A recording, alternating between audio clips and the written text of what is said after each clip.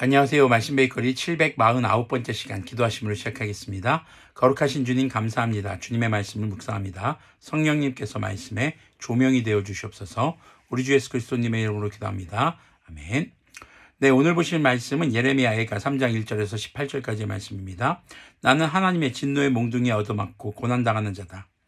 주님께서 나를 이끄시어 빛도 없는 캄캄한 곳에서 헤매게 하시고 온종일 손을 들어 치고 또 치시는구나.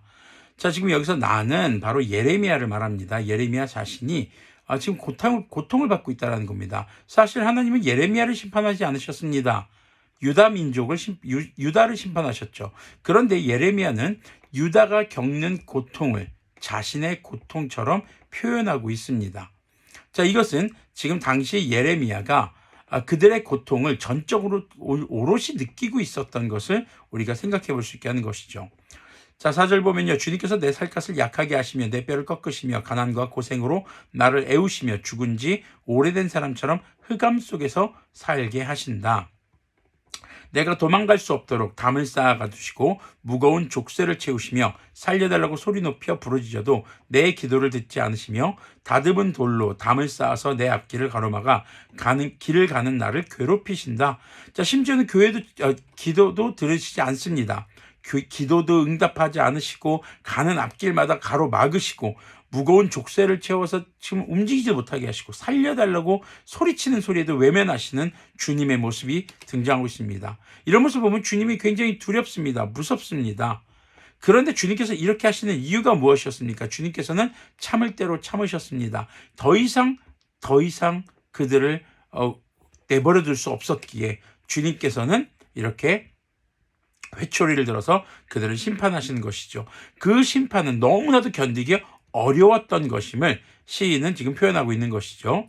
10절 보면요. 주님께서는 엎드려서 나를 노리는 공과 같고 몰래 숨어서 나를 노리는 사자와 같으시다. 길을 잘못 들게 하시며 내 몸을 찢으시며 나를 외롭게 하신다. 주님께서 나를 관역으로 삼아서 화를 당기신다. 하나님께서 심판하실 때 하나님의 이 진노는 너무나도 견디기 힘든 것이었고 정말 이런 절망의 모습이 없어요. 정말 절망의 정점을 지금 찍고 있는 그런 모습을 지금 표현하고 있습니다. 13절 보면요. 주님께서 화살통에서 뽑은 화살로 내 심장을 뚫으시니 내 백성이 모두 나를 조롱하고 온종일 놀려댄다. 쓸개즙으로 나를 배불리시고 쓴 쑥으로 내 배를 채우신다. 너무 괴로워서 뭘 하든지 즐거운 게 없는 그런 상태. 평안이 없는 상태. 자, 16절 보면요. 돌로 내 이를 바수시고 나의 얼굴을 땅에 비비신다. 이거 진짜 이 모습을 상상만 해도 진짜 끔찍합니다. 내게서 평안을 빼앗으시니 나는 행복을 잊고 말았다. 나오느니 탄식뿐이다. 이제 내게서는 찬란함도 사라지고 주님께 두었던 마지막 희망마저 사라졌다.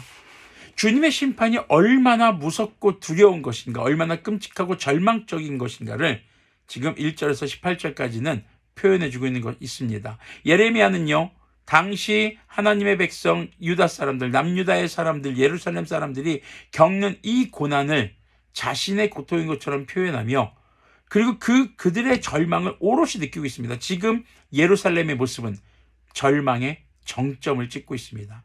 그런데요, 이것이 정점이 아닙니다. 진짜 정점은요, 우리 주 예수님 다시 오실 때에 주님의 심판을 받게 될 사람들이 겪게 될 고난은 이 예레미야 애가에서 표현하는 것과는 비교도 안 될 정도로 엄청난 고통, 엄청난 절망의 최고 절정이 나타나게 된다는 것이죠.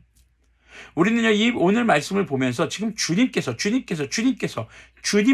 심판하시는 그 심판은 세상의 그 어떤 것도 감히 비교할 수 없는 심판인 것을 기억해야 할 것입니다. 그러면서 우리의 믿음을 다시 한번 돌아보고 우리의 삶이 주님께서 원하시는 삶이었던가 말씀을 기준으로 돌아보는 삶을 살아야 할 것입니다. 그리고 또 하나는 아직 죄 가운데 있는 사람들을 향해서 우리가 예수님이 우리를 위해서 이 땅에 오셨던 것처럼 애통하는 마음을 갖는 그런 자세가 필요하지 않을까 생각을 해봅니다. 우리가 죄 가운데서 그 죄의 문제로 정말 허덕이고 있고 정말 주님의 심판을 피할 수 없는 그 상태에서 우리 주 예수님께서는 우리를 위해 오셔서 하나님 앞에서 우리를 변호해 주셨습니다. 우리가 겪어야 할 고난을 대신 겪어주셨습니다. 예레미야도 백성이 겪는 고난을 자신의 겪는 고난이 아님에도 그것을 오롯이 느끼고 있고 그것을 우리에게 전해주고 있는 모습을 볼 수 있습니다. 이는 모두 다 하나님 앞에서 우리가 겪게 될 고난을 알려주고 그리고 그것을 겪지 않도록 하나님 앞에서 우리를 변호해 주시는 예수님을 만나게 해주는 그런 길이 되는 것임을 기억했으면 좋겠습니다. 기도하겠습니다. 거룩하신 주님 감사합니다. 주님의 말씀을 묵상했습니다. 주님, 우리가 주님의 심판을 정말 이런 말씀들을 통해서 잘 묵상하고 우리가 그 심판에서 벗어날 수 있도록 늘 주님의 말씀을 묵상하며 주님을 의지하고 회개하는 우리들이 되기를 소망합니다. 또한 아직 죄 가운데 있는 자들을 긍휼히 여기며 그들이 겪게 될 고난과 정말 그들이 겪게 될 그 절망의 정점을 정말 우리가 품고 기도하며 그들이 주님께 돌아올 수 있도록 우리의 삶으로 복음을 전하는 그런 그리스도인들이 될 수 있도록 긍휼을 베풀어 주시옵소서. 우리 주 예수 그리스도님의 이름으로 기도합니다. 아멘. 네, 끝까지 회개하지 않는 것, 끝까지 주님의 말씀에서 벗어나는 삶을 사는 것, 그것은 곧 절망의 정점으로 이르는 길임을 잊지 않는 우리들이 되기를 소망합니다.